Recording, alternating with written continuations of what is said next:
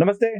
एक खबर तो आपने सब लोगों ने पढ़ी होगी कि मुंबई के डीसीपी सौरभ त्रिपाठी जो ऑपरेशंस का काम संभालते थे वो गायब है। आजकल एक भी खबर आई है कि सौरभ त्रिपाठी अभी मुंबई के उच्च न्यायालय में पहुंचे हैं और उन्होंने न्यायालय के सामने मांग की है कि उन्हें बेल मिले, अटक पूर्व बेल मिले। ऐसी अर्जी भी उन्होंने न्यायालय के सामने की है। यह भी एक खबर है। मुंबई का एक डीसीपी गायब हो जाता है।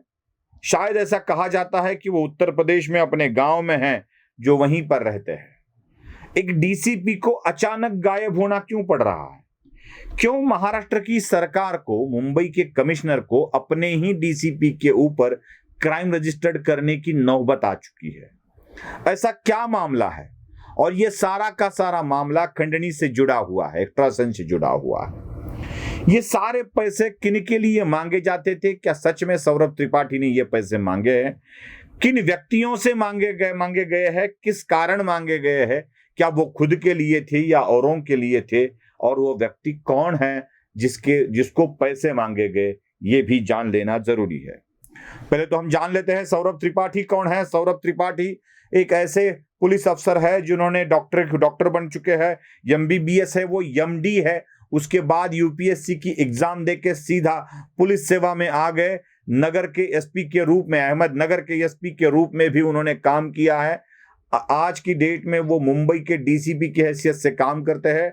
जोन 2, जोन 4 अभी ऑपरेशंस में वो काम कर रहे हैं। जैसे ही उनके ऊपर क्राइम रजिस्टर्ड हुआ है वो गायब है।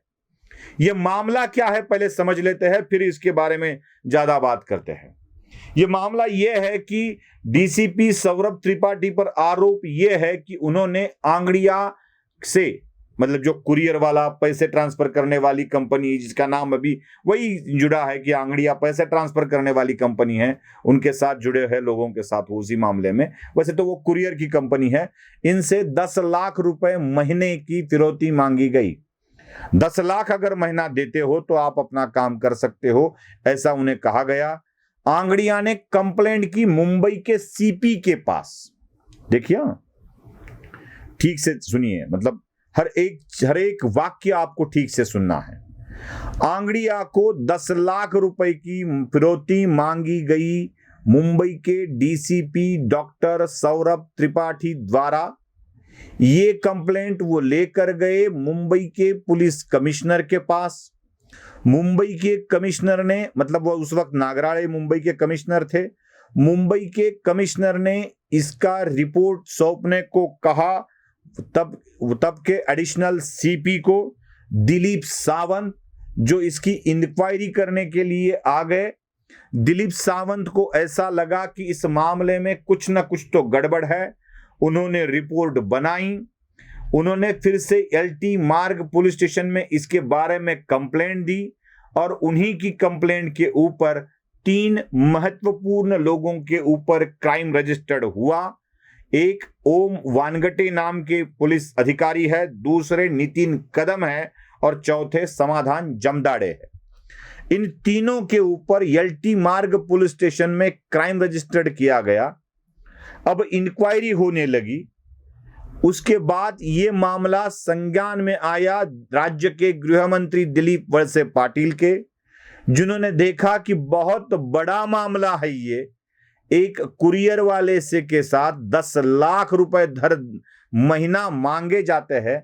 वैसे तो महाराष्ट्र में वाजे वाला इशू चल ही रहा है, खरमाटे वाला इशू चल ही रहा है।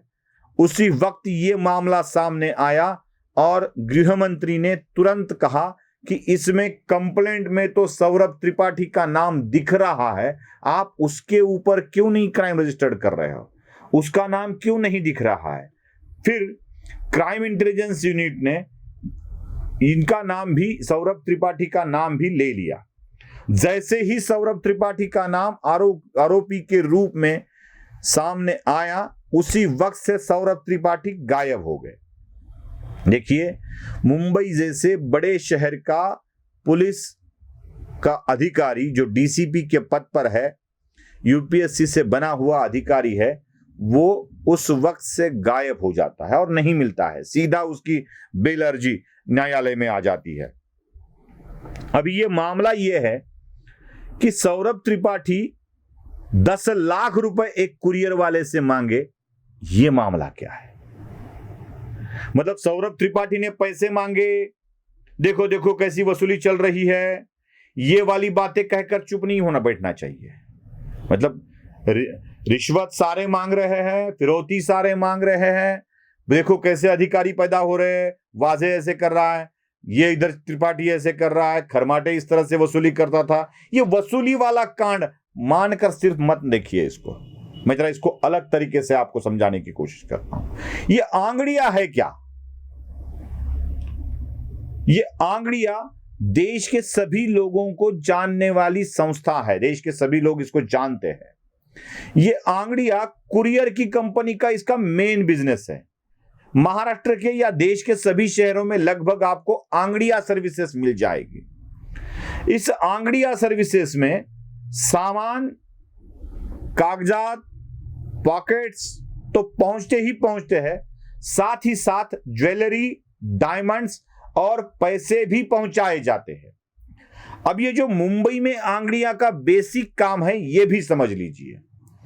आंगड़िया को जहां पे इसका कारोबार चलता था और 10 लाख रुपए हर माह देने के लिए कहा गया, वो एरिया कौन सा है ये जरा समझ लीजिए। उस एरिया में सारे के सारे लोग क्या काम करते हैं, तो सबसे ज्यादा वो डायमंड मर्चेंट का एरिया है। अब डायमंड मर्चेंट है तो भेजेंगे तो कीमती डायमंड, भेजेंगे तो कीमती जेवर, भेजेंगे तो उन कीमती जेवरों को मंगाने के पैसे या बेचने के बाद आए पैसे। अब ये जब लीगल नहीं होता है, ग्रे मार्केट में हो जाता है, तो उसके पैसे कैश द्वारा देने पड़ते हैं। मतलब ये उधर से माल भेज देंगे, उधर से पैसे भेज दिए जाएंगे। अब पैसे भेजने की प्रक्रिया ऑनलाइन ट्रांजैक्शन से की जाए तो ये तो आ गए रिकॉर्ड पे, इनको तो रिकॉर्ड पे नहीं लाना है।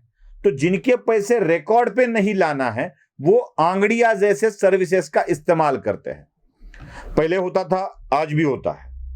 मतलब आजकल इलेक्ट्रॉनिक ट्रांसफर्स की सुविधा बहुत अच्छी तरह से बढ़ गई है। गूगल पे, फोन पे, आरटीजीएस, एनईएफटी, बहुत सारी चीजें होने लगी है। लेकिन बड़े पैसे जब ऑफ द रिकॉर्ड भेजने हो तो ऐसे ही बिचौलियों का सहारा लेना पड़ता है, जिसे आमतौर पर सादी भाषा में हवाला रैकेट कहा जाता है।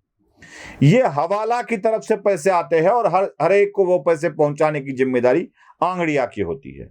बहुत सारा कीमती माल भी आंगड़िया पहुंचाते हैं ऐसा कहा जाता है, और इसमें आंगड़िया का बड़ा फायदा होता है। अब जब सौरभ त्रिपाठी इस इलाके के डीसीपी बने तो उन्होंने इसकी कड़ी जांच शुरू कर दी।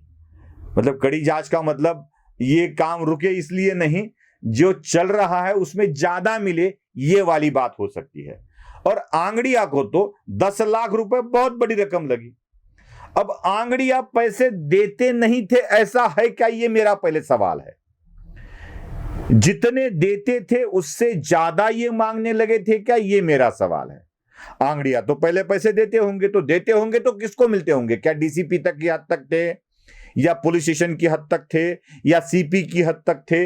ये क्या सारा का सारा कलेक्शन राज्य के गृह मंत्री तक जाता था या मुख्यमंत्री तक जाता था? कुछ भी सवाल है ना।